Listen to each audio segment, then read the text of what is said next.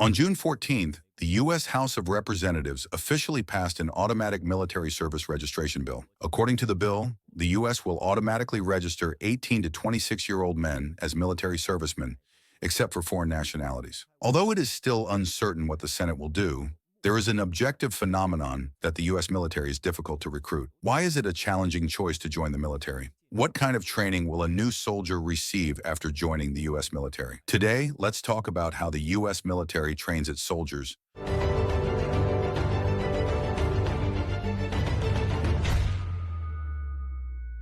The U.S. military currently has more than 1.32 million active military personnel, which is the world's third largest long-range armed force. The number of overseas troops is more than 230,000. According to the internal composition of the U.S. military, there are about 550,000 people in the Army and about 330,000 in the Navy and Air Force. The number of troops in the Navy and Air Force is more than 200,000. The rest of the Guard Corps and the Air Force are less. From this perspective, if all adult men in the U.S. can join the military, the probability of joining the Army seems to be the greatest. Let's take a look at how the U.S. Army has trained its new soldiers for a long time. The U.S. Army's own Basic Combat Training Model, codenamed BCT, is a fitting training for the Army's new soldiers. After joining the Army, the new soldiers will receive 10-week special training, completing the transition from ordinary citizens to qualified soldiers. These basic training is highly intensive and is a great challenge for physical and mental strength. There are 4 stages in total, but after the 4th stage, the new soldiers no longer need to be supervised by instructors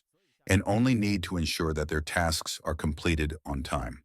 So let's take a look at the first 3 stages of BCT from the perspective of the new soldier, Mike. Mike is a sunny young man with the ideal of joining the Army and returning to the country, entering the U.S. Army. He is very nervous about training because the first stage of training is the red training period. Even if there is a slight mistake, the new soldier will be corrected by the instructor in the face of the group. The instructor hopes to cultivate the detailed awareness of the new soldier and to build the sense of collective responsibility of the soldiers.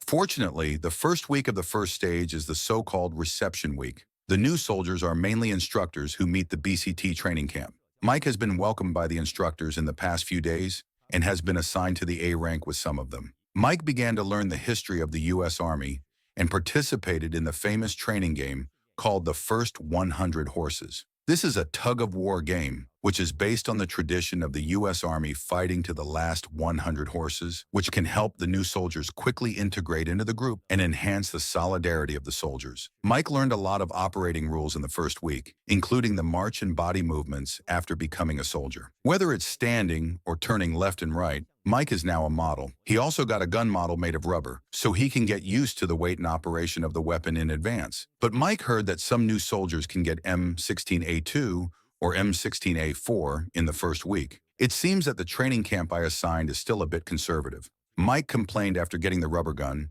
and then joined the core values training of the Army. These 7 core values of the Army include loyalty, responsibility, respect, selfless dedication, honor, integrity, and personal courage. The training camp will also talk about some courses related to daily personal life, including how to beware of sexual harassment within the Army and how to deal with racial relations. After 1 week of training, Mike got used to the military camp, but was not used to being a soldier. Fortunately, the next week, Mike officially began to receive combat training. He also learned how to read maps, how to use traditional instruments such as compasses, and how to provide ground navigation for himself. The instructor put him in a group with a few comrades and threw him into a deep mountain forest.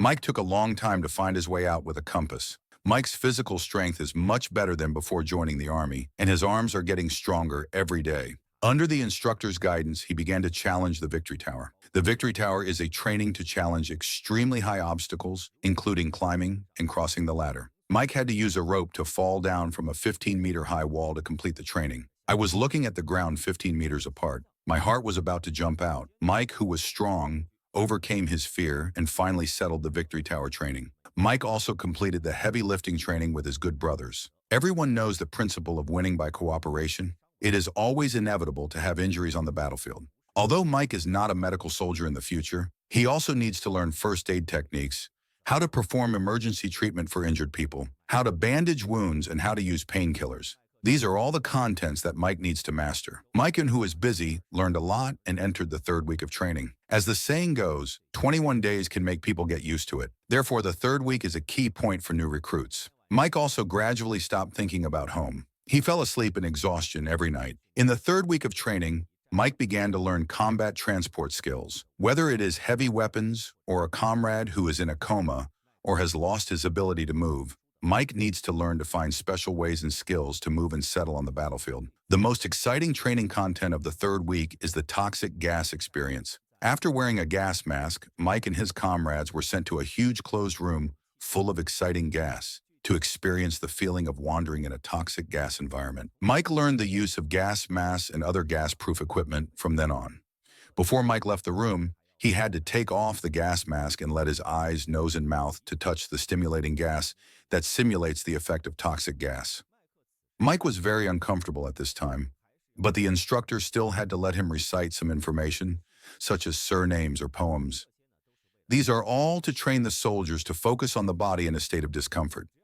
As long as you can stay calm and awake, you can fight for more opportunities to get out of the toxic gas environment. Even if you get into the toxic gas zone, you can bear the pain and put on a gas mask. The last time I cried so much was when my college girlfriend broke up with me. Mike was impressed by this gas simulation training, and he was about to meet his loyal partner.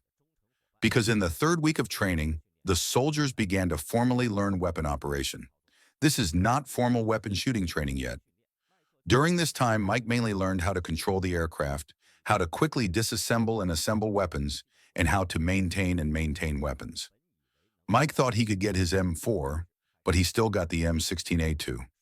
After getting familiar with the weapon equipment, Mike successfully completed the first stage of red training and entered the second stage, which is the white period. Mike began practical shooting practice, and the target was getting farther and farther away. Before Mike, it was difficult for him to lock a round target at a distance of 50 meters, but he soon began to master the skill, and the target range gradually increased from 100 meters to 300 meters. Every time Mike's hit rate increases to a certain extent, the instructor has to move the target farther. In addition to the rifle, Mike is also familiar with the M67 grenade launcher, the M203 grenade launcher, and the M249 machine gun. Especially in the 5th and 6th weeks, Mike also came into contact with anti-tank weapons and anti-armor weapons, as well as other heavy weapons. Mike has a deep impression of the AT-4 anti-tank missile, and he also likes the power of heavy equipment. Mike also took the confidence training course, which is a barrier training course, requiring him to cross the field within a limited time.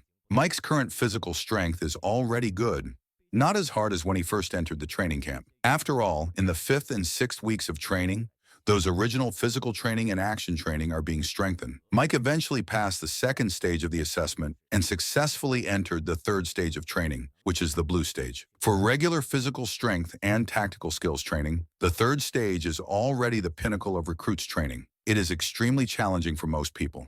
Mike and his comrades in the previous 6 weeks, although they have to accept the codename ACFT Army Combat Physical Strength Test, but after entering the 7th week, the physical strength test is not just to try your best, but to strive for qualification. If you can't pass the military assessment standards, you can't enter the battlefield like other soldiers. This test can minimize the physical stress and detect the physical training situation of recruits. The purpose of the test is not only to pass, but also to find the problem of soldiers training as soon as possible, to avoid causing muscle or bone damage to the service personnel, and to strengthen the training of a certain aspect in the later stage. The test is made up of 6 projects, and each project is a percentage. Each project requires at least 60 points, a total of 360 points to pass. The basic physical strength training of the U.S. Army is full of 600 points, which seems unbeatable, but it has also been completed by soldiers. First, it is the lifting of a large weight 3 times. Soldiers can choose a weight and lift the barbell 3 times.